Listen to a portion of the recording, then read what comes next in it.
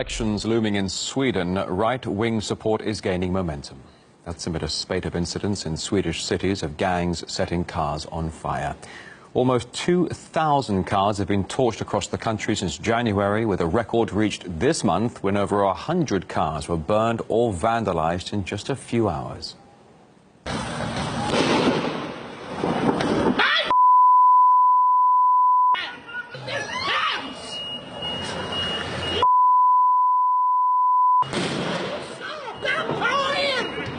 The question has to be asked to those people. What the heck were you doing? Who do you think you are? You destroyed the whole area for the neighbors, for the children on their way to preschool who have to see burnt-out cars. But of course there must be a hard response from society. RT's Maria van Oschner visited one such troubled district with a local journalist.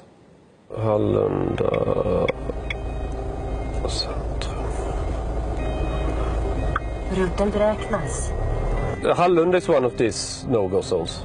Where are we going?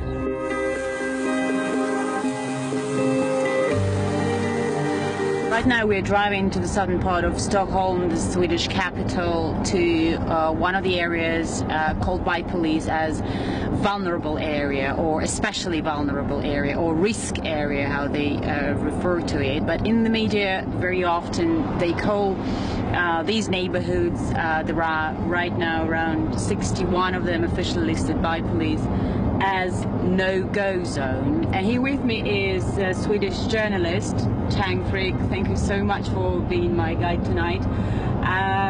No-go zone in Sweden, seriously? Of course you can go there. You will have problem if you go there with the camera or if you're a police. For years, Swedish vulnerable areas have been grabbing headlines over shooting and car burnings.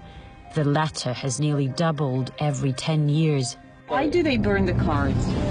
I think it's like to show police that they're in control of the area, not the police, you know.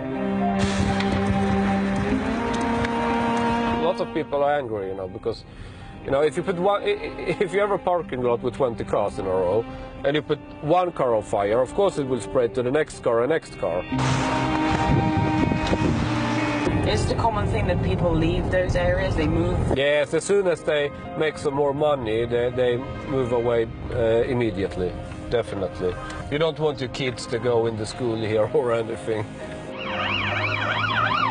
Sparked a discussion, is it true or not if it's a no-go zone? And there's some politician, Anders Ygeman, for example, a social democrat. He called it, no, it's a go-go zone, you know. So he went down to Hallund, I used to live there, yeah. And visit with the police and everything. And when they got out, they had, of course, punctured the tire of the police car. So they had to call for, what you call it? Yeah, tow truck to get away the police car when he was there to prove it's a go-go zone. Known for high criminality rate, the areas have also a reputation for drug trade. Here is one place where there's a lot of drugs. You see the people up here. You can literally just go out here to any of the people standing here and ask for whatever, and they will provide it for you. Even if you're blind, you will see when they are dealing drugs. It's not like they are hiding it. Maybe 20, 50 people from here. Hash, heroin, everything. Are they violent? Very, very. Attack everything. Cowboy, you know. Nothing drink, say no, don't close, everything. Mafia, give me money. No money? Okay.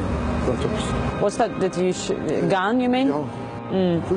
What we've seen across Sweden's vulnerable areas looked quite tense, just like the country's Prime Minister has described. Although the authorities never agreed, many tend to blame the massive number of immigrants for the situation.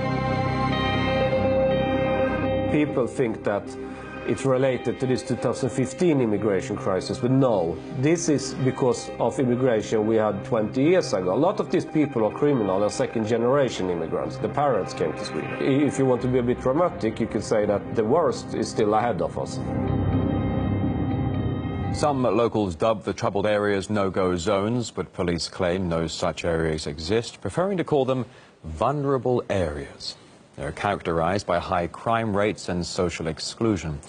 We spoke to Adrian Groglopo, a social scientist. He says economic hardship among migrants is at the root of the problem. I understand that it can look a little bit chaotic, because it is chaotic. What we have is poverty, not allowing certain migrants to get into the labor market. So that's a big problem here. We are in the beginning of a change of a political party, the first time in history, from being social democrats and getting into a very alternative rights, new kind of political situation here. So of course it's a little bit chaotic in that way.